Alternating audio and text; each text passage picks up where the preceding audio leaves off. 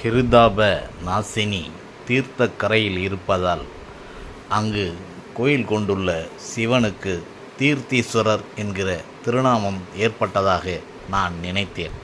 ஆனால் பிரச்சனைகளை தீர்த்து வைத்து நலம் பல புரிவதால் அவருக்கு தீர்த்தீஸ்வரர் என்ற திருநாமம் ஏற்பட்டதாக கோயில் அர்ச்சகர் விளக்கினார். ஆதி காலத்தில் மது கைபடர் என்கிற அசுரர்களை வதம் செய்ததால் மகாவிஷ்ணுவுக்கு பிரம்மகத்தி தோஷம் ஏற்பட்டது.